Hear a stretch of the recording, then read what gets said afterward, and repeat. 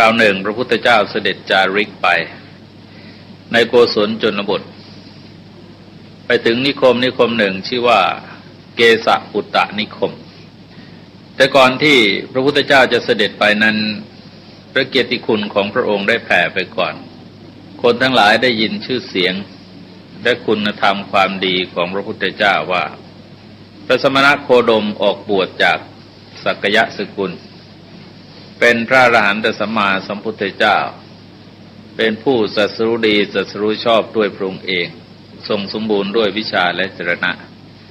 เสด็จไปดีแล้วเป็นผู้รู้แจ้งโลกเป็นสารถีผู้ฝึกบุรุษอย่างยอดเยี่ยมไม่มีสารถีอื่นจะยิ่งไปกว่าเป็นศาสดาของเทวดาและมนุษย์ทั้งหลายเป็นผู้ตื่นเป็นผู้ปลุกบุคคลอื่นให้ตื่นและเป็นผู้รู้เป็นผู้จำแนกธรรมนัยยะแห่งพระพุทธคุณที่แผ่ไปนี้จะเป็นการแผ่ไปโดยอาศัยพวกพ่อค้าพวกประชาชนที่ไปในเมืองซึ่งพระพุทธเจ้าได้เคยเสด็จไปแล้วคนเหล่านั้นก็นำไปเล่าสู่กันฟังเป็นการเล่าจากปากสู่ปากก็ต่อกันไปเรื่อยๆและชาวกาลามะยังรู้ต่อไปว่าพระผู้มีพระภาคเจ้าพระองค์นั้นทรงแสดงธรรมะอันงามในเบื้องต้นท่ามกลางและที่สุดซึ่งข้อนี้ก็เป็นข้อยกย่องพระธรรมของพระพุทธเจ้าอยู่เสมอและกล่าวโดยสรุปหลักคำสอนในพระพุทธศาสนาก็มีอยู่3ชั้นแรกก็คือศีลสิกขาชั้นที่2ก็คือจิตสิกขาชั้นที่3ก็คือปัญญาสิกขาเพราะฉะนั้นคำว่างามในเบื้องต้นท่ามกลางที่สุดก็คืองามในเบื้องต้นด้วยศีลงามในท่ามกลางด้วยสมาธิและงามในที่สุดด้วยปัญญาในแต่ละชั้นของศีลสมาธิปัญญาก็มีความถูกต้องสมบูรณ์ในแต่ละจุดของธรรมะเหล่านั้นคำสอนของพระองค์ทรงสมบูรณ์ด้วยอรรถะคือตัวเนื้อความและพยัญชนะคือตัวอักษรที่เป็นสื่อแสดงความหมายเหล่านั้นนี่ก็เป็นข้อที่เรานำมาสวดสรรเสริญพระพุทธคุณกันในเวลาทำวัดเช้าทุกวันในช่วงตอนนี้ก็มีข้อที่ควรทำความเข้าใจในเรื่องของอรรถะได้แก่ความหมายที่ทรงใช้พยัญชนะเป็นสื่อของความหมายพุทธศาสนิกชนจะต้องศึกษาให้เข้าใจในรูปของอรรถะว่าคำนี้ที่ท่านใช้นั้นโดยอรรถะมันหมายความว่าอย่างไงอย่างยกตัวอย่างเช่นคำว่าเมตตาหรือคำว่ากรุณาเป็นต้นซึ่งเป็นคำพื้นเราก็ต้องดูในรูปของอรรถะว่าท่านหมายความว่าอย่างไรจึงจะเรียกว่าเมตตามีขอบข่ายแค่ไหนทำอย่างไรจึงจะเรียกว่าเมตตาทำอย่างไรไม่เรียกว่าเมตตาเป็นต้นและโดยพยัญชนะก็คือคำที่นำมาใช้ข้อนี้บางครั้งบางคราวคำเดียวเนี่ยคือตัวพยัญชนะคำเดียวกันแต่ไปวางอยู่ในที่แตกต่างกันโดยอรรถะก็ไม่ตรงกันทีเดียวคือจะมีความเข้มข้นความเจือจางที่ไม่เหมือนกันยกตัวอย่างเช่นว่าปัญญาที่ใช้ในที่ทั่วไปในชั้นนี้ก็เป็นการรู้เหตุรู้ผลรู้ดีรู้ชั่วบาปบุญคุณโทษประโยชน์ไม่ใช่ประโยชน์ก็พอแล้วก็เป็นปัญญาแล้วแต่ถ้าปัญญาที่ขึ้นไปสูงกว่านั้นเช่นว่าระดับของปัญญินทรีย์คือตัวปัญญาที่เป็นอินทรีย์นั้นจะต้องเป็นความรู้เห็นถึงความเกิดความดับของสังขารทั้งหลายคำมันก็เหมือนกันตัวพยัญชนะเหมือนกันแต่ตัวอรรถะมีความเข้มข้นที่แตกต่างกันคือขอบข่ายของถ้อยคำได้ครอบคลุมเนื้อหาไว้มากกว่ากันหรือว่าอย่างคำว่าอุเบกขาที่เรามักจะแปลกันว่าวางเฉย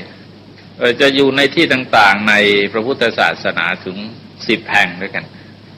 ในแต่ละแห่งบางทีก็เป็นเรื่องธรรมดาสามัญเป็นการมองปัญหาในแง่ของข้อเท็จจริง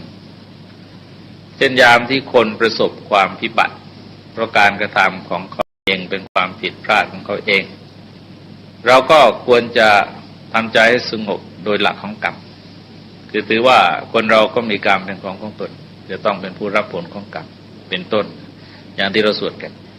เพื่ออะไรเพื่อคุมใจไม่ให้เกิดความโทมนัสเสียใจในกรณีที่คนซึ่งประสบความพิบัติเป็นญาติพี่น้องของเราแล้วก็ไม่ให้ดีใจ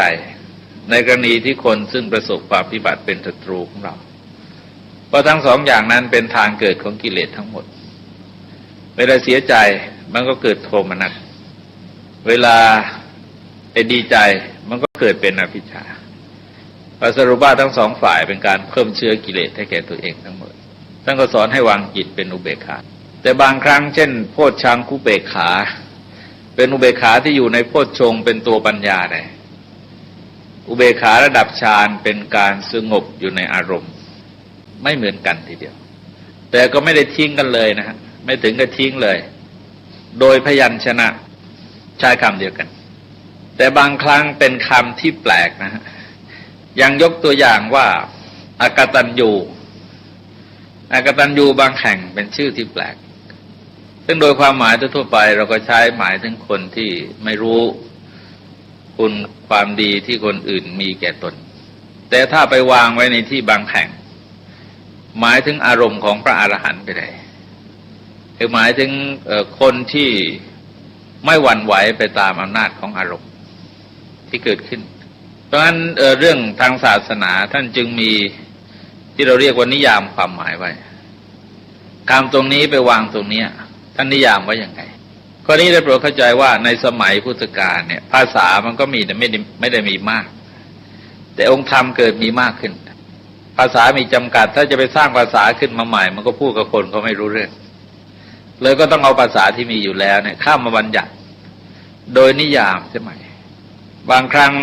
แทนที่จะนิยามเฉยๆเราก็เอาคำอะไรไปแปะไว้ข้างหลังบ้างไปแปะไว้ข้างหน้าบ้างโดยคำเดิมเช่นคำว่าทิฏฐิเนี่ยท่านจะเห็นว่าทิฏฐิมันจะมีทิฏฐิเฉยๆมีสัมมาทิฏฐิเอาสัมมาไว้ข้างหน้าเอามีมิจฉาทิฏฐิเอามิจฉาไว้ข้างหน้าเอาทิฏฐิสัมปันโนเอาสัมปันโนไว้ข้างหลังก็เพราะคำก็มีคำเดียวทำไงแต่ว่าเมื่อพูดไปแล้วคนอื่นต้องเข้าใจเราต้องอาศัยพยัญชนะของเขาแต่เราก็นิยามความหมายเป็นศัพท์ทางศาสนาขึ้นมาคำสอนของพระพุทธเจ้าจึงทรงสมบูรณ์ด้วยทั้งอัฏฐะและพยัญชนะบางครั้งจะรับสั่งอะไรน้อยๆไม่น่าจะปฏิบัติได้สมบูรณ์แต่เอาเข้าจริงถ้าปฏิบัติตามแล้วจะได้สมบูรณ์ยกตัวอย่างเช่นทรงแสดงเรื่องพระภิกษุรูปหนึ่งชื่อพระโคทิกะท่านผู้นี้บำเพ็ญเพียรมาเจริญวิปัสสนาเห็นไตรลักษณ์เดินมาเรื่อยเสร็จแล้วจิตมันตกบูดหายไปเป็นธรรมดาทุกทีเลย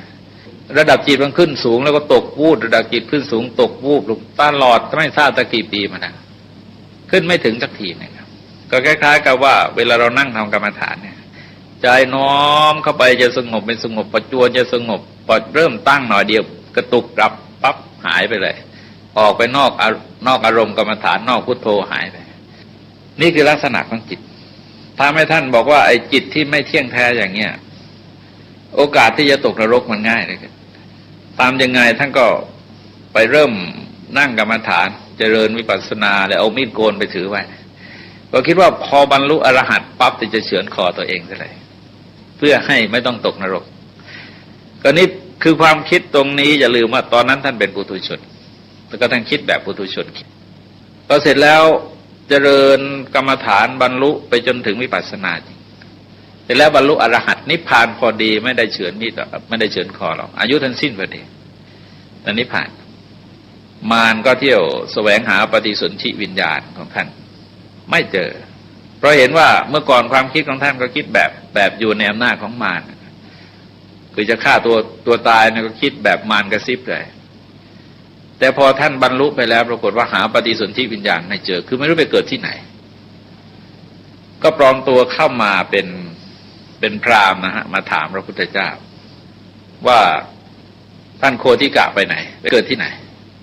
พระพุทธเจ้าบอกว่าคนอย่างเธอนี่หาที่ปฏิสนธิของโคทิกะไม่เจอ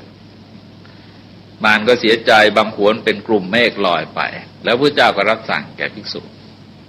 ด้วยประโยคคาถาสั้นๆ2 บรรทัดนะฮะแต่ว่าในเชิงการปฏิบัติแล้วถึงนิพพานเลย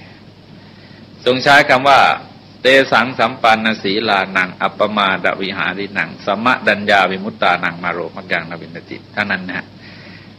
คือปรารภการแสวงหาปฏิสนธิวิญญาณของมาร แล้วเมื่อมารไม่ประสบก็ทรงแสดงว่ามารเมื่อแสวงหาอยู่ย่อมไม่พบผลทางของเตสังสัมปันนศีลานังของผู้ที่สมบูรณ์ด้วยศีลอัปปมาดวิหารินังมีปกติอยู่ด้วยความไม่ประมาทสมดัญญาวิมุตตานังจิตหลุดพ้นเพราะรู้ชอบ3 ฝ่ายนะ3 ข้อแต่นั้นเองทีนี้เรามาลองดูถึงประโยคที่ทรงใช้ในเชิงของพยัญชนะก็ใช้คำธรรมดาแต่ว่ามันจะครอบคลุมตัวอัฏฐะไว้คือแทนที่จะใช้รักษาศีลธรรมดาทรงใช้คำว่าสมบูรณ์ด้วยศีลคือจะมีศีลสมบูรณ์จะเป็นศีล 5ศีล 8หรือศีลอะไรก็ตามบุคคลผู้นั้นจะต้องมีศีลสมบูรณ์แล้วก็ความไม่ประมาทแทนที่จะพูดว่าไม่ประมาทเฉยๆทรงใช้คำว่ามีปกติอยู่ด้วยความไม่ประมาทซึ่งก็หมายความว่าไม่ประมาทตลอดคือเราจะเผลอเรอพลั้งพลาดเพียงชั่วขณะไม่ได้เพราะถ้ายังเผลออยู่นี่ก็ยังชื่อว่าประมาทอยู่แม้ชั่วขณะเนี่ยซึ่งท่านทั้งหลายจะเห็นว่าไอ้ความประมาทเนี่ยบางครั้งมันขณะเดียวขับรถไปตั้ง 700-800 กิโลไม่ประมาทไม่เป็นไรเพราะประมาทนาทีเดียวเองก็ตกเหวได้ความประมาทจึงเป็นอันตรายทรงแสดงไว้ในที่หนึ่งว่ายอดของอกุศลคืออกุศลบาปธรรมทั้งมวลเนี่ยมีความประมาทเป็นยอดมันอยู่ตรงนี้เป็นต้นข้าวของความบาปอกุศลทั้งหมดแต่ในทางตรงกันข้ามกุศลก็มีความไม่ประมาทเป็นยอดเหมือนกันนะก็มีอยู่2 ยอดสรุปว่ายอดของกุศลก็คือความไม่ประมาทยอดของอกุศลก็คือความประมาทเพราะงั้นทรงใช้แทนที่จะใช้คำธรรมดาทรงใช้คำว่าอัปปมาดวิหารินังมีปกติอยู่ด้วยความไม่ประมาทปกติอยู่ด้วยความไม่ประมาทนั้นก็มีอยู่2 ชั้นนะฮะแสดงไว้เป็น2 ชุดที่จริงก็มี3 ชุดโดยทั่วไปโดยหลักกว้างก็ทรงแสดงว่าไม่ประมาทในวัยในชีวิตและในความไม่มีโรคมีชุดหนึ่งซึ่งหมายถึงว่าชีวิตของเราวยะหรือวัยนี่แปลว่าเสื่อมนะฮะว่าที่จริงเราแปลว่าเสื่อมแต่ก็เราเรียกอยู่2 ช่วงแรกเราถือว่าเป็นความเจริญวัยทั้งที่ว่าเป็นความเสื่อมที่รูปเปลี่ยนแปลงเติบโตขึ้นมันเป็นความเสื่อมอีกรูปหนึ่งภาษาบาลีนั้นใช้คำว่าปฏิฉันนชรามันปิดเราจึงมองเป็นรูปเจริญพอเลยกลางคนไปแล้วชราเปิดเป็นความเสื่อมที่ปรากฏแต่ในช่วงความเสื่อมทั้ง2 ช่วงหรือแม้แต่ละขณะเนี่ยในแง่ของความจริงแล้วความตายมันแฝงอยู่คือมันจะเกิดเมื่อไหร่นี่เราไม่รู้เลยอย่างจะเห็นว่าคนบางคนเป็นคนร่ำรวยมีบ้านช่องใหญ่โตบทจะตายมาตายริมถนนเนี่ยเด็ดๆเพราะเราไม่รู้มันจะตายเมื่อไหร่ความตายมันแฝงอยู่กับชีวิตนั่นเองท่านยังสอนไม่ประมาทในวัยว่าเรายังหนุ่มยังสาวยังมีกำลังร่างกายแข็งแรงอะไรแต่อะไรเนี่ยไม่ประมาทแล้วก็ในตัวชีวิตเองทรงแสดงลักษณะชีวิตก็เหมือนกับอะไรถ้าพูดอุปมาในปัจจุบันก็เหมือนกับไอ้รถที่เขานำไอ้โคไปส่งโรงฆ่าสัตว์แต่สมัยพระพุทธเจ้าไม่ได้อุปมาอย่างนั้นอุปมาเหมือนกับนายโคบานต้องต้อนฝูงโคไปสู่ที่หากินทุกย่างก้าวที่โคก้าวไปมันก็แสดงว่าใกล้สถานที่นั้นเข้าไปทุกขณะชีวิตของคนเราก็มีลักษณะอย่างนั้นความเกิดก็ส่งมาสู่ความแก่ความแก่ก็ส่งไปสู่ความตายแต่ความตายแกก็แฝงมากับความเกิดแกจะปรากฏตัวขึ้นมาเมื่อไหร่เราก็ไม่รู้ก็ทรงสอนไม่ประมาทในชุดนี้ในช่วงต่อไปก็คือในความไม่มีโรคท่านทั้งหลายจะเห็นว่าโรคภัยไข้เจ็บในปัจจุบันเนี่ยมันรุนแรงนะฮะบางทีคนอยู่ดีๆเนี่ยเอามาพฤติจับปั๊บเดียวได้เรื่องเลยเอามาพาดหมดทั้งตัวซึ่งเราไม่รู้มันจะเกิดเมื่อไหร่ดังนั้นอาศัยฐานความเข้าใจชีวิตคือไม่ประมาทใน3 ช่วงนี้แสดงออกมาให้ได้ในเชิงความไม่ประมาทอีก2 ชุดที่ทรงแสดงไว้มากก็คือในการละทุจริตทางกายทางวาจาใจนะคืออย่ามองเป็นเรื่องเล็กๆอย่าถือว่าเล็กไม่เป็นไรทุจริตนิดๆหน่อยๆแล้วก็ไม่ประมาทในการที่จะบำเพ็ญสุจริตคือจะเล็กๆน้อยๆก็เอาไปเลยในข้อนี้ทรงแสดงไว้โดยสรุป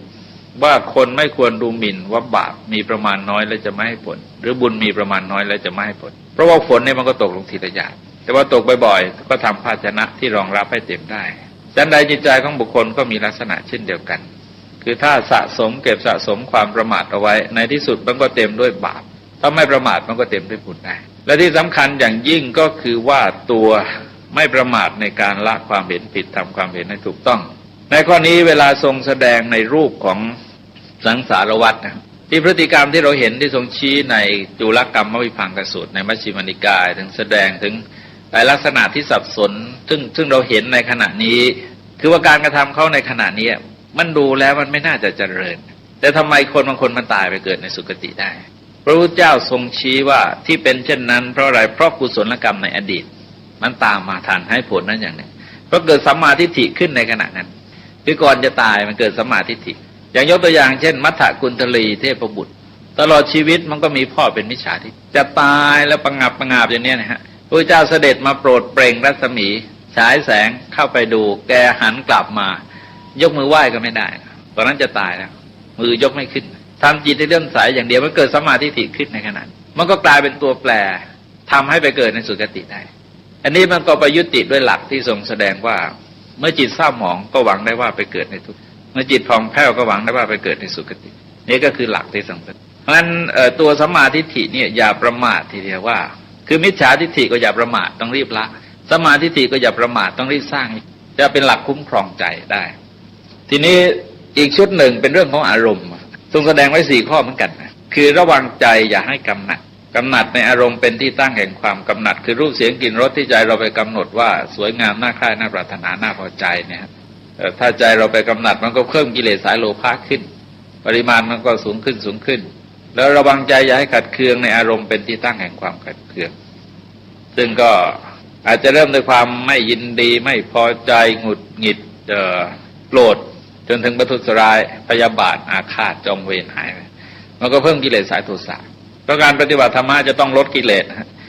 วิธีใดก็ตามถ้ามันเพิ่มกิเลสแล้วต้องพยายามปิดและระวังใจไม่ให้หลงในอารมณ์เป็นที่ตั้งแห่งความหลงซึ่งก็หมายถึงการพยายามใช้ปัญญาที่จะหลงอะไรก็ตามที่ผ่านเข้ามาในชีวิตต้องยึดหลักของโยนิโสมนสิการคือทำใจโดยบานแยบคายวิเคราะห์แล้วก็ข้อสุดท้ายก็คืออย่าให้มัวเมาในอารมณ์มันเป็นที่ตั้งแห่งความมัวซึ่งก็หมายถึงว่าทั้งหลงทั้งประมาท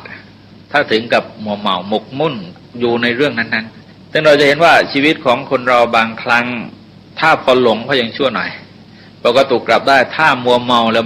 มันบวกไปเลยทั้งไอ้ตัวสติก็อ่อนและตัวปริมาณความหลงก็เพิ่มความปริมาณความประมาทมันก็สูงเหล่านี้ท่านจะเห็นว่ามันต้องอยู่ปกติต้องใช้คำว่าอัปปมาดวิหารีนังคือมีปกติอยู่ด้วยความไม่ประมาทแล้วก็สุดท้ายก็สามารถดัญญาวิมุตตานังจิตหลุดพ้นเพราะรู้ชอบไอ้จิตหลุดพ้นเพราะรู้ชอบนั้นท่านจะเห็นว่าเป็นผลที่เกิดขึ้นมาจากอริยมรรคเลยสมบูรณ์ด้วยศีลนะฮะสมบูรณ์ด้วยศีลนั้นก็คือสัมมาวาจาสัมมากัมมันตะสัมมาชีวะแล้วก็เข้าไปในสัมมาวายามะหน่อยพอมีปกติอยู่ด้วยความไม่ประมาทมันก็เข้าสัมมาสมาธิหลุดเข้าสัมมาสมาธิจนถึงสัมมาทิฏฐินะฮะแล้วก็ไปเชื่อมที่หลุดพ้นเพราะรู้ชอบมันก็เข้าสัมมาทิฏฐิสมบูรณ์ก็กลายเป็นสัมมาวิมุตติพูดธรรมะ3 ข้อแต่ว่าแท้จริงแล้วพอปฏิบัติองค์มรรคสมบูรณ์นะเพราะงั้นทรงยืนยันผลว่ามารจะหาทางไม่พบประเด็นตรงนี้ท่านทั้งหลายจะเห็นหลักอีกประการหนึ่งซึ่งในทางพระพุทธศาสนาแสดงนะฮะที่เราจะเห็นว่ามันจะมีสิ่งที่เรียกว่าปฏิสนธิวิญญาณไปถือกำเนิดที่มารหาไม่พบแล้วพระพุทธเจ้ารับสั่งว่าที่ไม่พบเพราะเหตุอะไรซึ่งก็หมายความว่าถ้าท่านโคทิกะท่านไม่มีคุณธรรมเหล่านี้มารก็ต้องหากำเนิดพบกำเนิดในที่ต่างๆแต่ว่าพอดีท่านเกิดบรรลุอรหันต์เป็นพระอรหันต์มารก็หาไม่พบจึงหมายความว่ามารประเภทที่เรียกว่าเป็นเทวบุตรมารนะมีจริงนั้นอย่างหนึ่งแล้วก็มีตัวปฏิสนธิวิญญาณซึ่งเป็นกลุ่มของกิเลสกลุ่มของกรรมนะฮะก็วิญญาณ3 อย่างจะต้องไปถือกำเนิดตามสมควรแก่กรรมที่บุคคลได้กระทำเอาไว้ตราบใดที่ไอ้เชื้อกิเลสเชื้อกรรมยังไม่หมดการเป็นว่ายนะตายเกิดในสังสารวัฏจะต้องมีอีกต่อไปอันนี้ก็มาให้ท่านทั้งหลายดูคำว่าอัฏฐะและพยัญชนะทรงประกาศพรหมจรรย์บริสุทธิ์บริบูรณ์สิ้นเชิงนะทีนี้คำว่าพรหมจรรย์เนี่ยคำว่าพรหมจรรย์แปลโดยความหมายแปลว่าการประพฤติอย่างพรหมแต่ว่าเมื่อเราดูถึงลักษณะขององค์ธรรมก็คือการประพฤติดีประพฤติชอบ เป็นการเก็บการสะสมความดีไว้โดยลำดับพรหมจรรย์นั้นโดยอัดก็คืออย่างนี้โดยพยัญชนะเขียนเหมือนกันนะฮะเขียนเหมือนกันพรหมจรรย์อย่างเงี้ยเขียนอย่างนี้ทุกทีแต่ว่าโดยอัฏฐะแล้วมันขอบข่ายครอบคลุมถึง10ชั้นของการพรหมจรรย์ในศาสนาจึงมี10อย่างอย่างแรกซึ่งง่ายที่สุดนี่ภายในครอบครัวเราเนี่ยก็ประพฤติพรหมจรรย์ได้สามีมีความจงรักมีแต่ก็ไม่นอกใจภรรยาเป็นพรหมจรรย์ก็เรียกว่าศรัทธาและสันโดษภรรยาไม่นอกใจสามีเรียกว่าปฏิวัติคือจงรักภักดีในสามีก็เป็นพรหมจรรย์ที่ชั้นหนึ่งก็ถือว่าง่ายที่สุดในชีวิตชาวบ้านแล้วก็ในตอนต่อไปก็คือเรื่องอะไรเรื่องเมถุนวิรัติคืองดเว้นเมถุนธรรมเช่นคราเราสมาทานศีลอุโบสถก็เป็นพรหมจรรย์อย่างนั้นอย่างที่เรื่องเขาเล่าท่านที่มาเกิดเป็นคนดังๆในสมัยพระพุทธเจ้านะฮะ7 องค์ด้วยกันผู้หญิงทั้งนั้น7 ท่านด้วยกันคือบางองค์ก็บวชบางองค์ก็ไม่ได้บวชนะฮะท่านเหล่านี้เคยประพฤติพรหมจรรย์ตลอดชีวิตเป็นพรหมจารีนีคือไม่มีคู่ในสมัยพระกัสสปะสัมมาสัมพุทธเจ้าก็ด้วยบุญกุศลเหล่านั้นก็ทำให้ท่านมาเกิดในทันพระพุทธเจ้าแล้วก็เป็นคนสำคัญทั้งหมดเลยนะ7 คนเป็นผู้หญิงทั้งหมดเช่นนางวิสาขาพระนางเขมาพระอุบลวรรณาวเนี่ยแต่ละคนนี่เคยเป็นพี่เป็นน้องกันมาในสมัยพระกัสสปะสัมมาสัมพุทธเจ้าแล้วก็ประพฤติพรหมจรรย์เพราะงั้นเมถุนวิราชคืองดเว้นเมถุนธรรมเนี่ยก็เป็นพรหมจรรย์ประการต่อไปก็คืออะไรคือทานการให้ยากขึ้นหน่อยการบริจาคอย่างที่ว่ามาแล้วก็เป็นพรหมจรรย์เบยยาวัจจะไมช่วยเหลือขวนขวายในกิจการงานที่ชอบซึ่งเป็นบุญประการหนึ่งในบุญกิริยาวัตถุ10เป็นพรหมจรรย์แต่มีข้อแม้ว่าต้องช่วยเหลือเฉพาะในกิจการงานที่ชอบนะไปช่วยลำเลียงฝิ่นไปดูต้นทางก็ขายฝิ่นไม่เอานะไม่ได้เป็นพรหมจรรย์คือเอาเฉพาะในทางที่ชอบเท่านั้นประการต่อไปคืออะไรคืออัปปมัญญานะฮะก็มีศรัทธาและสันโดษคือยินดีในภรรยาสามีของตัวเองนะงดเว้นจากเมถุนแล้วก็การให้ทานการช่วยเหลือขวนขวายในกิจการงานที่ชอบองค์แห่งอุโบสถศีลคือศีล8ศีลอุโบสถที่ท่านสมาทานกันในวันพระก็เป็นพรหมจรรย์แล้วก็อะไรอัปปมัญญาคือเมตตากรุณามุทิตาอุเบกขาที่เราแผ่ไปในสัตว์ทั้งหลายไม่มีที่สุดไม่มีประมาณนะไม่มีที่สุดไม่มีประมาณก็เป็นพรหมจรรย์อีกระดับหนึ่งแล้วก็มาจนถึงอริยมรรคนะศีลเนี่ยฮะศีล5ศีลอะไรก็ตามเป็นพรหมจรรย์จนถึงอริยมรรคมีองค์8มันก็ขึ้นมาเรื่อยอริยมรรคมีองค์8ก็คือเป็นที่สรุปคำสอนทั้งหมดนะฮะที่เราจะต้องปฏิบัติแล้วก็ศาสนธรรมทั้งปวงคือคำสอนพระเจ้าทั้งหมดล้วนแล้วแต่เป็นพรหมจรรย์ทั้งนั้นคำว่าพรหมจรรย์จึงเป็นการเปิดโอกาสกว้างให้คนทุกคนสามารถประพฤติพรหมจรรย์ได้การปฏิบัติธรรมะในทางศาสนาจึงอยู่ที่กุศลและเจตนาไม่ได้อยู่ที่เพศที่ภาวะของคนเพศมันเป็นองค์ประกอบที่เข้าช่วยเหลือเฉยๆซึ่งก็ไม่แน่บางทีมันก็ทำอะไรไม่สมแก่เพศแก่ภูมิมันก็ไม่ได้ประโยชน์อะไรแต่ว่าในขณะเดียวกันโอกาสกว้างที่เปิดให้นั้นคนเราจะอยู่ในฐานะในเพศภูมิอะไรก็ตามก็สามารถประพฤติพรหมจรรย์ได้ทั้งหมดพระพุทธเจ้าทรงประกาศพรหมจรรย์ไว้บริสุทธิ์หมดจดสิ้นเชิงนะฮะสมบูรณ์ด้วยอัฏฐะและพยัญชนะนี่ก็เป็นข้อที่จะเรื่องลือไปล่วงหน้าทุกคนทุกแห่งฮะก่อนการเสด็จของพระพุทธเจ้าเพราะอะไรท่านทั้งหลายได้โปรดเข้าใจนะไอ้ลักษณะความสนใจของทางสังคมเนี่ยมันเป็นปัจจัยสำคัญอย่างหนึ่งที่ช่วยกระพือชื่อเสียงของพระพุทธเจ้าเพราะคนสมัยนั้นก็สนใจในทางธรรมะนี่มากลักษณะของอินเดียเขาเป็นอย่างนั้นนะฮะก็เป็นอันนั้นแม้ในปัจจุบันเนี่ยกำลังท่านสายบากันเป็นการใหญ่ไปกันจังนะแล้วแม้แต่อะไรก็ตามนะคนอินเดียชอบฟังมากเลยเป็นคนชาติที่แปลกนะชอบฟังสนใจในเรื่องธรรมะฟังได้เป็น10 ชั่วโมงนะแต่เวลาเขาพูดได้ถึง14 ชั่วโมงเหมือนกันนะอย่างท่านกฤษณาเวนนรรัฐมนตรีต่างประเทศของอินเดียเนี่ยเคยพูดในสหประชาชาติ8 ชั่วโมงรวดคือนักพูดชั้นยอดและเป็นนักฟังชั้นดีนี่เป็นลักษณะของชาติเขาแล้วยุคสมัยของเขาก็ปัญหาว่าเขาสนใจเรื่องอะไรยุคสมัยพระพุทธเจ้านั้นเขาสนใจในทางธรรมะนี่มากถ้ามีใครเผยแพร่มีการแสดงสั่งสอนธรรมะแล้วคนจะมุ่งไปที่จุดนั้นบางครั้งบางคราวบ้านเมืองบางแห่งอย่างพระเจ้ากัปปินะกับพระนางอโนชาเป็นพระเจ้าแผ่นดินเป็นพระราชินีทั้งคู่นะฮะอยู่ในวังแต่คิดออกจะบวชตลอดทั้งคู่ แสวงหาข่าวติดตามข่าวส่งคนไปสืบข่าวว่ามีพระอรหันต์เกิดขึ้นได้อย่างไรตรงพอรู้ข่าวพระพุทธเจ้าเกิดทั้งสององค์สละราชสมบัติพร้อมด้วยอำมาตย์ผู้ใหญ่หมดออกบวชโดยเสด็จนี่ก็เป็นลักษณะทางสังคมเป็นความนิยมของยุคของสมัยเพราะฉะนั้นชื่อเสียงของพระพุทธเจ้ามันก็ต้องตามความฝันของเขาซึ่งเขาต้องการพบคนประเภทนี้มานานพวกชาวกาลามะที่อยู่เกสปุตตนิคมก็มีลักษณะเช่นเดียวกันเมื่อเขารู้ว่าพระพุทธเจ้าเสด็จมาที่เกสปุตตนิคมก็สรุปคือต่างคนต่างมีความคิดลงกันว่าการพบเห็นพระอรหันตสัมมาสัมพุทธเจ้าผู้ตรัสรู้ดีตรัสรู้ชอบเช่นนี้เป็นการดีนะเป็นการดีนี่ลักษณะอย่างหนึ่งให้ท่านทั้งหลายสังเกตไว้ว่าความสำนึกในชั้นศีลก็ดีในชั้นทานก็ดีในชั้นการบำเพ็ญความดีระดับใดก็ตามที่เป็นอุดมคติจริงๆนั้นต้องสำนึกว่าเป็นความดีแล้วทำเท่านั้นเองเป็นความดีแล้วทำไม่อิงอาศัยรูปธรรมแต่จะอิงอาศัยนามธรรมเป็นหลักเป็นดีแล้วก็ทำท่านดูความแตกต่างนะระหว่างความสำนึกสองชั้นคือชั้นหนึ่งเราอิงรูปธรรมเรารู้ว่ามันดีแต่ต้องอิงรูปธรรม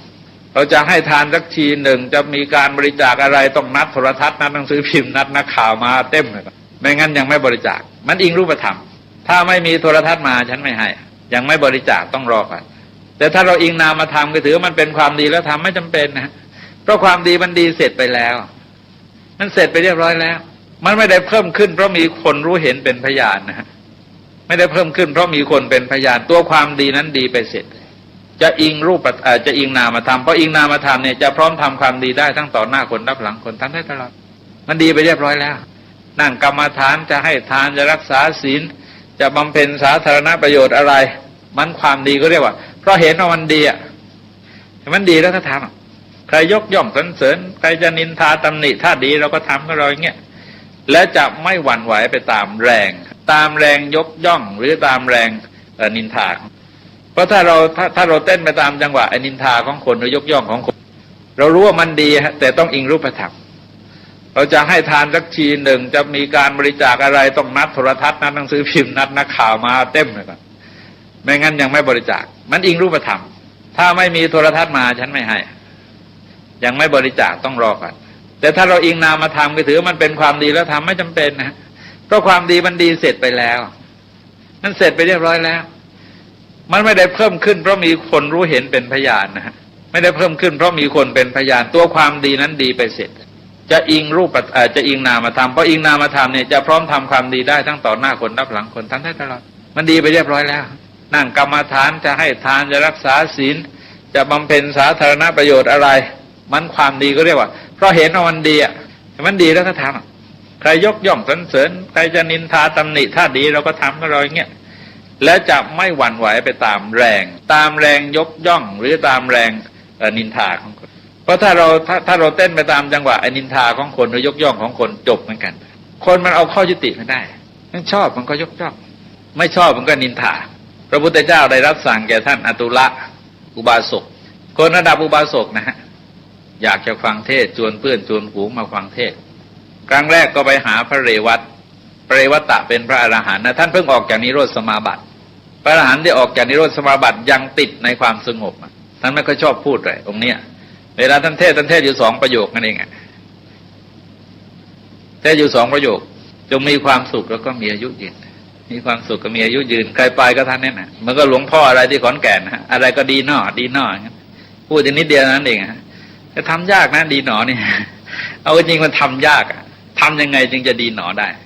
นี่ก็ท่านบอกให้มีความสุขมีอายุยืนนะแล้วทำยังไงจึงมีความสุขแล้วจะมีอายุยืนนะมันเอายากนะนี่วาทะพระอรหันต์นะท่านพูดสั้นๆกันท่านอย่างเงี้ยเพราะงั้นพออตุละอุบาสกไปนิมนต์ให้เทศท่านไม่เทศโกรธไม่เทศโกรธยกพวกไปหาภาษาดิบุตรไปบอกมาไปหาพระเรวัตนี่น้องภาษาดิบุตรนะไปหาพระเรวัตไม่เทศสารีบุตรเลยเทศแต่สารีบุตรเนี่ยท่านพูดคือเรียกว่าเล่นกับลูกชาวบ้านไม่ค่อยเป็นนะเทศแบบเจ้าพระคุณสมเด็จเราเนี่ยปั๊บเลยคือหลักทั้งหมดเลยเทศติ๊บอุบาสกฟังไม่ไหวเทศยาวด้วยอภิธรรมเทศยาวด้วยโอ้ยไม่ไหวเทศอะไรเทศยาวใครจะไปฟังทันเลยจับทันโบนอีกไปหาพระอานนท์ไปบอกว่าไปหาพระเรวัตไปหาภาษาดิบุตรไม่เทศที่ยาวจังเลยเทศอภิธรรมฟังยากจังเลยพ ระอานนท์บอกเขาไม่พูดนี่ก็ด่าแล้วไปพูดมากก็ด่าอีกเลยท่านเทศน้อยโกรธเทศแหมยังกระทองจะร่วงจากปากอย่างนั้นเทศขี้เหนียวธรรมะไอ้เทศให้มากน้อยก็ไม่ได้ไปฟ้องพระพุทธเจ้าเล่าลูกศิษย์ทั้ง3 องค์เนี่ยไปหามาไม่ได้เรื่องสักองค์ได้เรื่องสักองค์หนึ่งพระพุทธเจ้าก็รับสั่งว่าตุละนี่มันโบราณของโบราณคนก็ด่าได้ทั้งนั้นเนี่ยด่าได้ทั้งคนไม่พูดด่าได้ทั้งคนพูดมากด่าได้ทั้งคนพูดโดยพอประมาณแต่คนที่เขาไม่ถูกด่าเนี่ยไม่มีสมมติว่าพระอานนท์ท่านจะขยับไปยาวนะฮะท่านก็หาว่ายาวอีกก็ตกลงว่าเราจะไม่ถือประมาณของคนทุกคนที่จะวินิจฉัยเนี่ยฮะมันยากแต่ว่าไม่ใช่ไม่ถือประมาณเลยนะฮะให้ท่านทั้งหลายลองสังเกตว่าเราจะฟังเสียงวินยูชนยกย่องหรือวินยูชนสรรเสริญถ้าจะอิงวัตถุภายนอกปัจจัยภายนอกต้องดูที่ตัวบุคคลนะไม่ใช่ว่าใครว่ายังไงเอาตามเลยอันนี้ไม่ได้มีพระทุกวันนี้ท่านเป็นสมภารอยู่ที่วัดอุทัยโพธารามท่านต้องการพิสูจน์อะไรสักอย่างนะท่านให้เด็กทำกับข้าวอย่างดีเลยแล้วก็เรียกเด็กที่วัดมาชิมอันนี้หย่อนนั่นไปเอาเติมพอเรียกคนอื่นมาชิมเอาหย่อนนั่นไปการนั่นไปก็เติมกันจนว่าแกงนั้นกินไม่ได้เลยทุกคนต้องเติมแล้วทุกคนติได้หมดแล้วท่านก็พิสูจน์ให้เห็นว่าเนี่ยเราจะตามคนเนี่ยไม่ได้ถ้าตามคนแล้วเลยก็ไม่ต้องกินกันเลยแต่จะเรายุติท่าคนเราต้องอวินยูชนแต่ชั้นการอุดมการจริงๆนะฮะท่านทั้งหลายจะเห็นว่าการให้ทานนี่ดีแล้วให้รักษาศีลนี่ดีแล้วรักษาพบเห็นพระหารนี่ดีแล้วก็ไปเฝ้าสมาธินี่ดีแล้วก็ปฏิบัติไม่อิงรูปธรรมเลยไม่อิงรูปธรรมไม่ว่าใครจะว่าอะไรต่ออะไรช่างเขาเราไม่รับรู้มันจะอยู่ในจุดที่เราเรียกอะไรครับปิดทองหลังองค์พระได้ทำความดีได้ทั้งต่อหน้าคนรับหลังคนเว้นความชั่วได้ทั้งต่อหน้าคนและรับหลังคนเพราะเราไม่ได้อิงรูปธรรมแต่เราจะอิงนามธรรม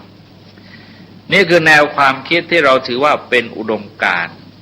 ของคนที่ปฏิบัติความดีจะต้องไต่อันดับขึ้นมาจนถึงจุดนี้นะฮะพอถึงจุดนี้แล้วท่านจะเห็นว่ามีความโปร่งเบาสบายมากเพราะเราไม่สนใจใครเลยจะไม่สนใจใครเขาจะยกย่องเขาจะตำหนิก็เรื่องของเขาแต่ว่าถ้ามันเป็นถูกต้องเป็นความดีความงามเราก็ทำเท่านั้นเองโอกาสที่จะทำจึงมีมากทำได้ตลอดต่อหน้าคนรับหลังคนเราทำได้สม่ำเสมอเป็นผู้สม่ำเสมอนะฮะในหมู่ชนที่ไม่สม่ำเสมอแล้วเราจะไม่เปลี่ยนแปลงไปตามแรงภายนอกเพราะว่าเราไม่เคยให้ความสำคัญแก่แรงภายนอกท่านพวกชาวกาลามะก็มาเฝ้าโดยความรู้สึกดังกล่าวพอมาเฝ้าถึงไอ้ลักษณะอย่างหนึ่งของสังคมอินเดียเนี่ยมันแปลกแล้วก็มีทุกแห่งเหมือนกันเป็นเรื่องแปลกเวลาเฝ้าใหญ่ๆนะฮะเวลาคนมามากๆเป็นพันเป็นหมื่นเนี่ย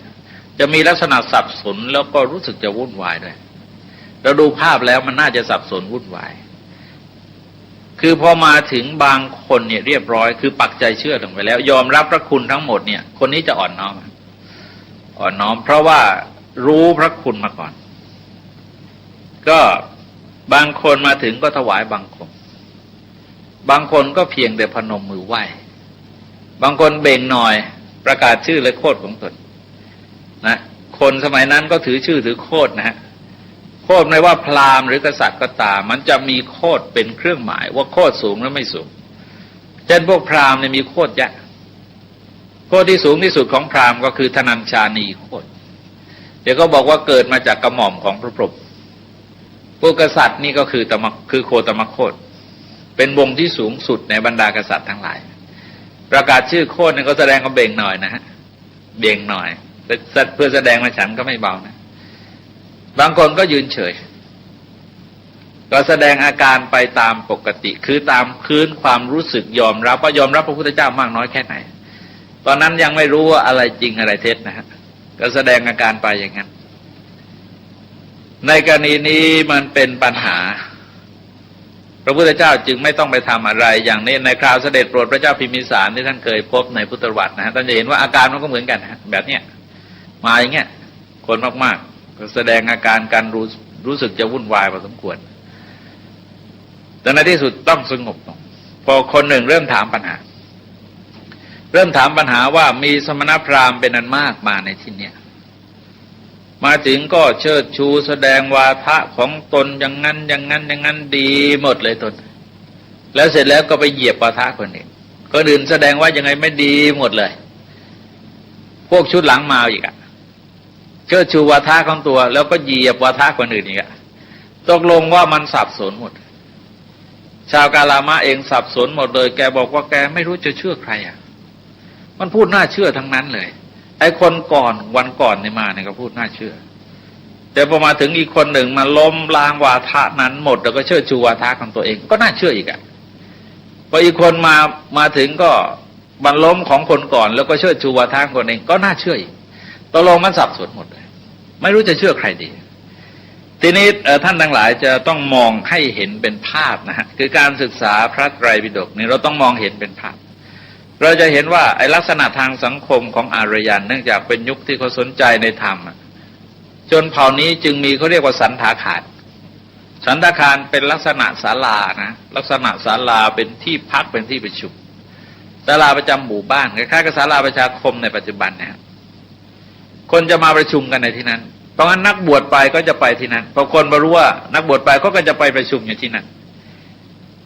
แล้วก็ทำให้เห็นว่าลักษณะของเกสปุตตนิคมเนี่ยมันคล้ายๆกับอะไรสีกั๊กอะไรเนี่ยใกล้ๆกับบางลำพูไอ้สแควร์สี่แยกบางลำพูเนี่ยนะฮะคือคนไปทางที่โน้นที่นี้มากันเรื่อยแล้วก็คนก็ไปฟังกันเรื่อยแล้วก็แสดงวาทะกันเรื่อยจนพวกชาวกาลามะนั้นมีความสับสนหมดเลยน่าฟังน่าเชื่อถือทางนั้นแต่ว่ายังไม่ปฏิบัตินะเพราะว่าพอเริ่มจะปฏิบัติแล้วเพื่อนมาล้างโอ้อย่างนี้ไม่ได้ต้องของฉันต้องอย่างนี้แสดงวาทะกันไปก็เดินทางไม่ถูกสักทีหนึ่งพระพุทธเจ้านั้นเขาเรียกว่าเป็นเทศนาโวหารคือทรงฉลาดในโวหารในการเทศท่านทั้งหลายเห็นว่าถ้าพระพุทธเจ้ามาไม้เดียวกับเขานะฮะจบเทศไม่ได้ไม่เทศบอกพวกเธอสงสัยถูกแล้วความสงสัยของพวกเธอเนี่ยเป็นการสงสัยในเรื่องที่ควรสงสัยแล้วก็เสร็จแล้วกาลามะทั้งหลายพวกเธออย่าเชื่อโดยฟังตามกันมาอย่าเชื่อโดยฟังสืบกันมาอย่าเชื่อว่าเป็นของเก่าอย่าเชื่อโดยการตรึกนึกเอาเองอย่าเชื่อกันโดยคาดคะเนอย่าเชื่อโดยตรึกเอาตามอาการนะฮะก็เห็นอาการแล้วก็น่าเชื่อคือบางทีมันไม่น่าเชื่อเราจะเห็นว่าบางทีคนที่ทำประโยชน์เพื่อตัวเองอย่างใกล้ๆกับไอ้นายพรานที่จ้องจะจับสัตว์เนี่ยมันลักษณะสงบเสงี่ยมยิ่งกว่าพระเลยนะเพ่งสงบเสงี่ยมนั่งนิ่งเลยนะแต่มันจ้องจับสัตว์นะนายพรานจ้องจับสัตว์เนี่ยสงบเสงี่ยมไหวไม่ได้ไหวตัวไม่ได้เช่นพวกไปต่อนกเขาอะไรเนี่ยเราจะเห็นว่าคนนิ่งเลยนะสงบเสงี่ยมถ้าเราดูตามอาการโอ้โหคนนี้เคร่งจังเลยไม่รู้ก็มันมีลักษณะดูอาการเราไม่ได้เราต้องดูอย่างอื่นด้วยฮะตรึกนึกก็ตามอาการก็ไม่ได้หรือว่านึกเดาออกก็ไม่ได้หรือว่าไอ้คนนี้มันพูดตรงกับความเห็นเราไอ้ความเห็นเราไม่แน่มันถูกหรือเปล่าพอใครมาตรงกับเราถือถูกต้องแล้วก็ไม่ได้หรือว่าอะไรหรือว่าคนนี้เป็นคนที่น่าเชื่อถือก็ไม่ได้ไปเชื่อถือไม่ได้คือหมายความว่าเราจะเชื่อทันทีไม่ได้นะฮะเชื่อทันทีไม่ได้เท่านั้นเองนะฮะประโยคทั้งหมดเนี่ยทรงใช้คำเนี่ยเพื่อให้เท่านั้นเองคือไม่ใช่ว่าเชื่อโดยทันทีแต่ว่าท่านทั้งหลายจะเห็นว่าในชั้นของการฟังเราก็เคารพมติของผู้พูดแต่ว่าการจะเชื่อถือนั้นเราต้องนำมาการกรองนะฮะนำมาการกรองนำมาพินิจพิจารณาอีกทีหนึ่งวิธีแสดงของพระพุทธเจ้าก็แนวนี้อย่าเชื่อแม้แต่ว่าคนนี้เป็นครูบาอาจารย์ของเราแต่เราลองดูนะฮะไอ้หลักที่ว่าไม่ควรเชื่อ10 ข้อเนี่ยในแง่เป็นจริงแล้วเนี่ยที่เราเชื่อกันอยู่ตั้งแต่ไหนแต่ไรก่อนยุคพระพุทธเจ้านี่แหล่งความเชื่อมาจากไหนฮะมันก็มาจาก10 ข้อนั้นนะมันจะ10 ข้อนั้นมันไม่อื่นไปได้เราลองดูนะฮะว่าแหล่งความเชื่อที่ทางศาสนาพุทธเรายอมรับเนี่ยมันจะมีอยู่3 แหล่ง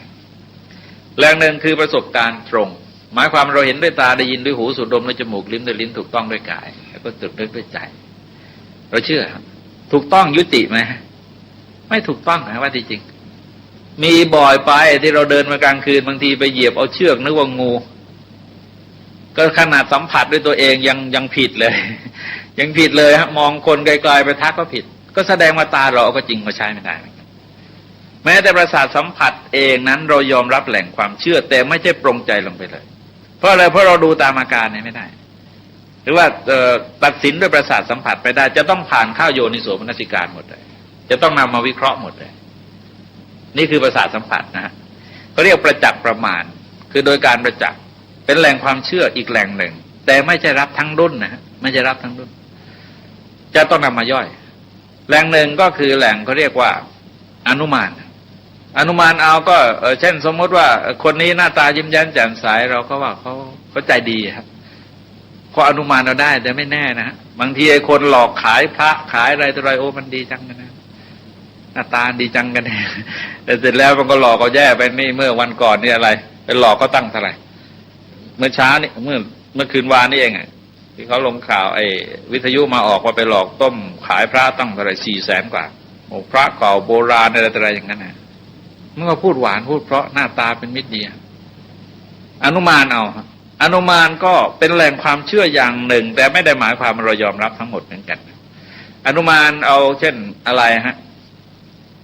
ตามปกติเราเคยเห็นถ้าถนนเปียกแล้วก็ฝนตกเรานอนหลับตื่นขึ้นมาเห็นถนนเปียกเราอนุมานเอาฝนตกแต่ไม่แน่บางทีเทศบาลมาฉีดก็ได้มาฉีดก็ได้แต่ก็ถือว่าเป็นแหล่งความเชื่ออย่างหนึ่งฮะที่จะนำมากลั่นกรองได้เป็นแหล่งความเชื่ออย่างหนึ่งแหล่งอย่างหนึ่งก็คือตำรับตำราต่างๆหลักฐานต่างๆทางโบราณคดีทางประวัติศาสตร์เอกสารต่างๆนี่เราถือเป็นแหล่งความเชื่อแต่ยุติได้เลยไหมมันไม่ยุติทั้งหมดนะไม่ยุติทั้งหมดเพราะฉะนั้นพระพุทธเจ้าจึงสรุปว่าต่อเมื่อใดพวกเธอมาเห็นด้วยปัญญาว่าสิ่งนี้เมื่อบุคคลทำไปแล้วมีโทษท่านผู้รู้ติเตียนทำตนเองให้เดือดร้อนทำบุคคลอื่นให้เดือดร้อนมีผลเป็นความทุกข์เมื่อเธอพิจารณาเห็นแล้วจงเว้นสิ่งเหล่านั้นเสียเสร็จแล้วก็ยกเอาโลภะความโลภโทสะความประทุษร้ายโมหะความหลงขึ้นมาถามทีละข้อโลภะที่เกิดขึ้นภายในจิตใจของบุคคลแล้วเป็นเหตุให้บุคคลเหล่านั้นฆ่าสัตว์ถือสิ่งของเจ้าของเข้าไปได้ให้ประพฤติผิดในการยกมา3 ข้อนะฮะยกศีล5นะแต่ยกมา3 ข้อแล้วก็ยกกิเลสมา3 กองจะทำให้เขาฆ่าสัตว์ถือสิ่งของที่เจ้าของเข้าไปได้ให้ประพฤติผิดในการใช่ไหมเขาบอกว่าใช่เป็นการเบียดเบียนตนเองให้เดือดร้อนนะเบียดเบียนบุคคลอื่นให้เดือดร้อนไหมใช่ไหมนะฮะใช่ไหมเฉยเขาบอกว่าใช่แล้วก็ท่านผู้รู้ติเตียนใช่ไหมใช่เพราะฉะนั้นสิ่งนี้ควรเว้นหรือควรประพฤติเขาบอกควรเว้นแต่ท่านทั้งหลายลองดูนะฮะว่าโทษของปาณาติบาตอทินนาทานกาเมสุมิจฉาจารโทษของความโลภความโกรธความหลงกาลามะทำไมจึงตอบได้ก็เพราะแกได้ยินได้ฟังมามีคนแนะนำสั่งสอนก็แหล่งความเชื่อมันมาจาก10 แหล่งนั้นมาจาก10 แหล่งนั้นพระพุทธเจ้าคล้ายๆกับลักษณะอะไรคล้ายๆกับพวกนี้แบกไว้แล้วก็ปรงมาหยิบดูมันอะไรที่ว่าใช้ได้ก็ถือเข่งใส่ของอยู่เนี่ยแล้วก็ไม่เอากินสักทีหนึ่งก็วางเข่งลงมาดูที่อะไรมันกินได้อะไรกินไม่ได้ก็หยิบของในเข่งนั้นเองไม่ได้หยิบมาจากอื่นเลยนะฮะเสร็จแล้วก็มาสรุปเรื่องไม่ควรเชื่ออีก10 ข้อนี้ยกมาอีกครั้งหนึ่งนะฮะยกมาอีกครั้งหนึ่งต่อไปก็ยกเอาอโลภะอโทสะโมหะคือความไม่โลภไม่โกรธไม่หลงนะว่าความไม่โลภไม่โกรธไม่หลงเนี่ยที่เกิดขึ้นแก่บุคคลใดแล้วทำให้บุคคลนั้นไม่ฆ่าสัตว์ไม่ถือสิ่งของที่เจ้าของก็ไม่ได้ให้ไม่ประพฤติผิดในกรรมใช่ไหมเขาบอกว่าใช่แล้วเขาย่อมไม่กระทำตนเองให้เดือดร้อนไม่ทำบุคคลอื่นให้เดือดร้อนใช่ไหมใช่วินยูชนยกย่องวินยูชนยกย่องใช่ไหมใช่ข้อนี้ควรเสพหรือใช่ไหมแกก็บอกว่าใช่เนี่ยคือเราจะเห็นว่าก็ยกเอาสิ่งที่เราได้ยินได้ฟังนั่นเองมาวิเคราะห์อีกทีแล้วพระเจ้าก็มาสรุปอีกทีวันนี้เราจึงกล่าวว่าไม่ควรเชื่อเพราะเหตุอย่างนั้นสักว่าอย่างนั้นอย่างนั้นอย่างนั้นว่ามาตลอดแต่ว่าไอ้หยิบสิ่งเหล่านั้นมาคิดมาใคร่ครวญพูดง่ายๆว่าเขาส่งผลไม้มาโลกอย่างนี้ฮะมาให้เรากินนะแต่ไม่ใช่เรากินได้ทันที ก็ต้องมีวิธีกินที่เขาบอกว่าอยากกินมังคุดทั้งเปลือกแต่ว่าเวลาเขาส่งให้เรารับทั้งเปลือกนะรับมาทั้งเปลือกแต่ว่าเวลากินนั้นคืออีกชั้นหนึ่งเท่านั้นเองนะให้ดูว่ากาลามาสูตรเนี่ยมันมีลักษณะอย่างนี้ก็มาสรุปเรื่องไม่ควรเชื่อต่อไปอีกทีนะฮะอีกครั้งหนึ่งไอ้คำว่าไม่ควรเชื่อไม่ควรเชื่อเนี่ยแสดงทีเดียว4 ครั้งนะในพระสูตรแสดงถึง4 ครั้งด้วยกันแล้วเมื่อท่านเหล่านั้นเห็นโทษของความโลภความโกรธความหลงเห็นผลของความไม่โลภไม่โกรธไม่หลงแล้วก็มาพระเจ้าก็มาสรุปชี้ประเด็นว่ากาลามะอริยสาวกทั้งหลายอริยสาวกก็คือสาวกของพระอริยะนะฮะหรือว่าพระสาวกที่เป็นอริยะแล้วก็มีอยู่2 ชั้นนะฮะอย่างพวกเราก็เรียกว่าเป็นสาวกของพระอริยะแต่ยังไม่เป็นพระอริยะก็ท่านที่เป็นแล้วก็เป็นไปแต่ว่าบางคนสรุปว่าเราก็เป็นสาวกของพระอริยะพระทรงแสดงว่าสาวกของพระอริยะนี้ได้แผ่เมตตากรุณามุทิตาเวขาคือสอนเรื่องพรหมวิหารนะว่าแผ่ไปในทิศทั้งหลายทั้งเบื้องต่ำเบื้องบนเบื้องขวางในทิศทั้ง10นะ10คือว่านับรอบตัวแล้วก็เบื้องบนเบื้องต่ำด้วยก็แผ่ไปในสัตว์ทั้งหลายไม่มีที่สุดไม่มีประมาณด้วยเมตตากรุณามุทิตาเวขาพวกนั้นจะอะไรฮะก็คือขจัดความโลภความโกรธความหลงใจจะอยู่ด้วยความไม่โลภไม่โกรธไม่หลงเป็นจิตที่ไม่มีเวรไม่มีภัยไม่เบียดเบียนไม่ประทุษร้ายใคร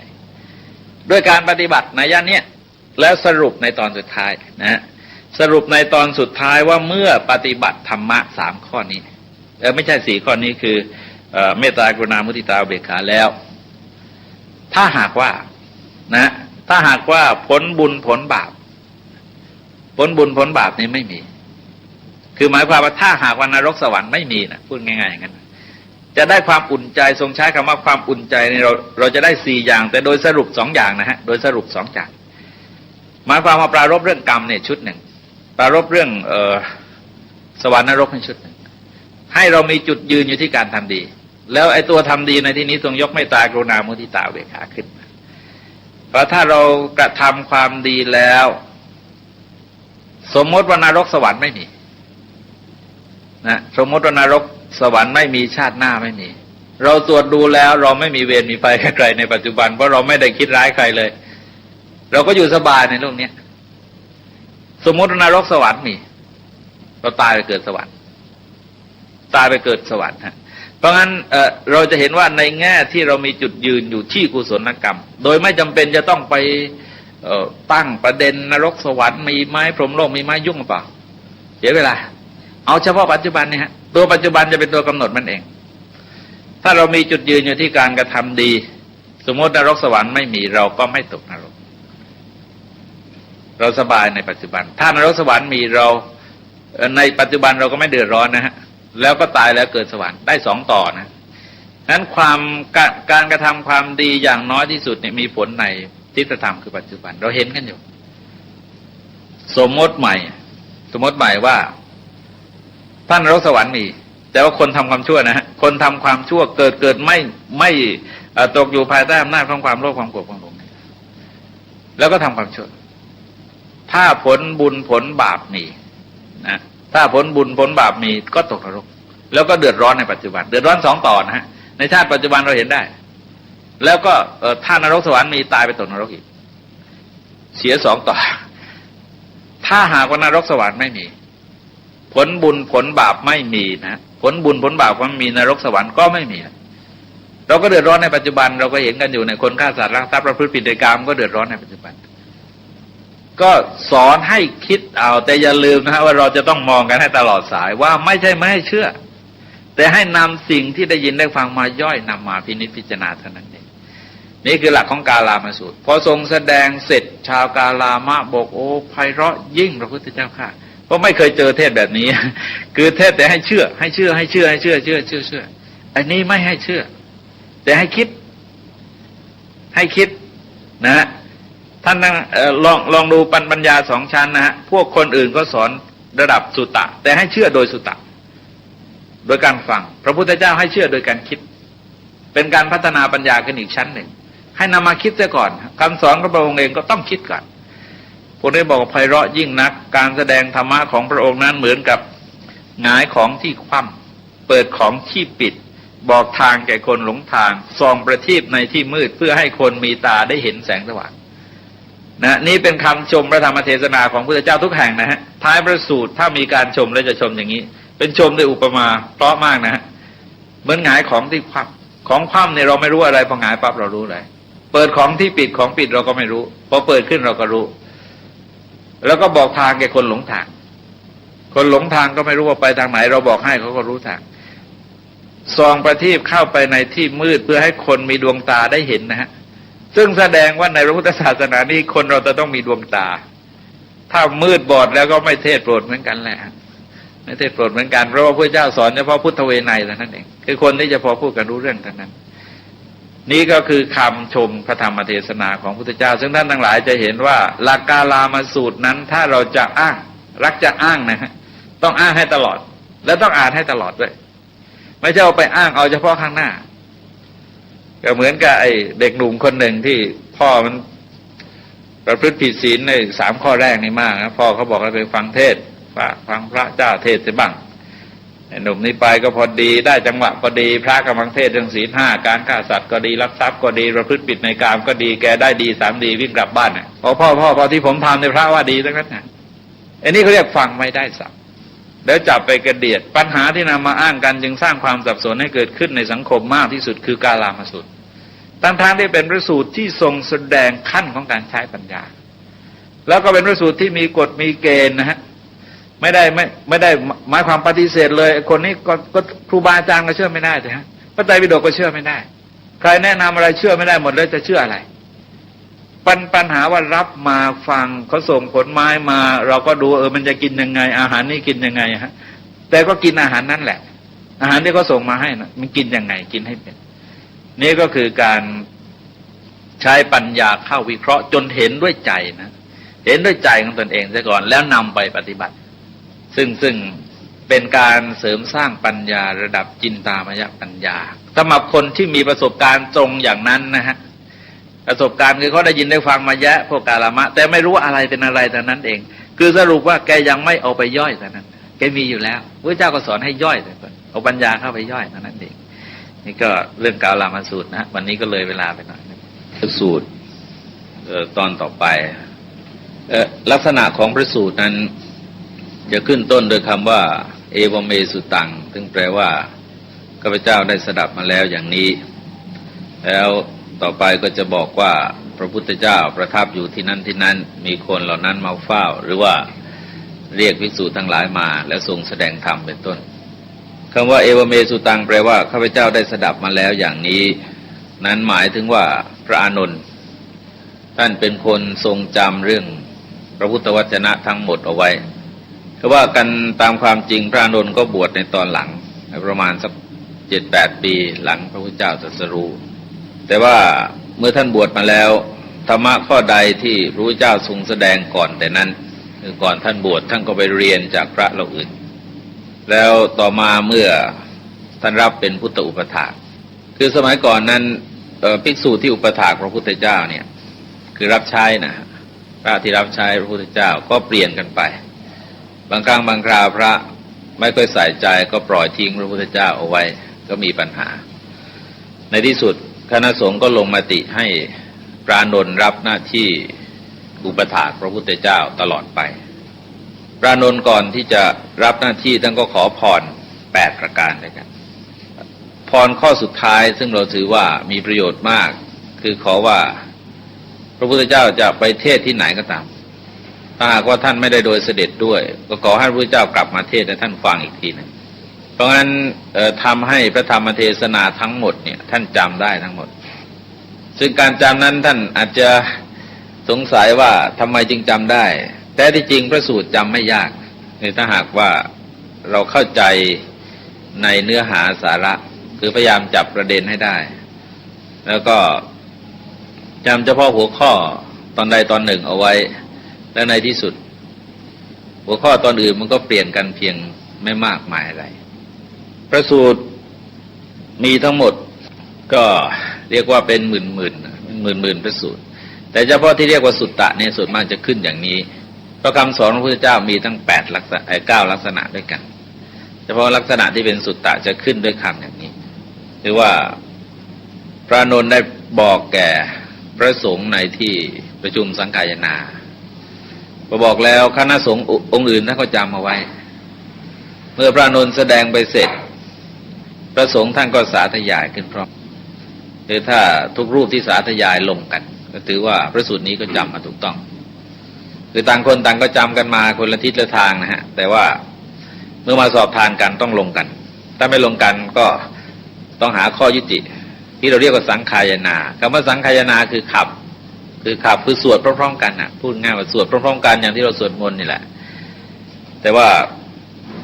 เป็นการทำที่มีระบบคือตั้งขึ้นเป็นคณะกรรมการสอบทานพระไตรปิฎกพระพุทธวจนะของพระพุทธเจ้ากันแต่เฉพาะพระสูตรที่จะกล่าวในที่นี้วันก่อนนั้นเราจะเห็นว่าเป็นพระสูตรที่แสดงโดยอัธยาศัยของคนอื่นคือเป็นการแสดงตามอัธยาศัยของชนชาวกาลามะเพราะชนชาวกาลามะเขามีปัญหาที่เกิดความสับสนในด้านความเชื่อว่าแกจะเชื่อใครดีเนื่องจากคนแสดงก็แสดงกันสับสนไปหมดและต่างคนต่างก็ยกวาทะของคนอื่นของตนเองขึ้นมาเชิดชูแล้วก็ข่มขีวาทะของคนอื่นพระพุทธเจ้าก็ทรงแสดงธรรมะในลักษณะที่คล้อยตามอัธยาศัยของชนชาวกาลามะแต่พระสูตรนี้เป็นการแสดงโดยอัธยาศัยของพระพุทธเจ้าเองเป็นพระสูตรที่เราสวดกันแพร่หลายเรียกว่าสารานิยธรรมสูตรคือพระสูตรอันเป็นที่ตั้งแห่งความระลึกถึงกันพระพุทธเจ้าประทับอยู่ที่พระเชตวันอันเป็นอารามของอนาถบิณฑิกะเศรษฐีในกรุงสาวัตถีพระพุทธเจ้านั้นประทับที่พระเชตวันเนี่ยมากที่สุดคือถึง19พรรษาที่บุพารามซึ่งเป็นเมืองสาวัตถีเหมือนกันนางวิสาขาสร้างถวายก็6พรรษาเพราะงั้นประทับอยู่ตั้ง25พรรษาที่เมืองสาวัต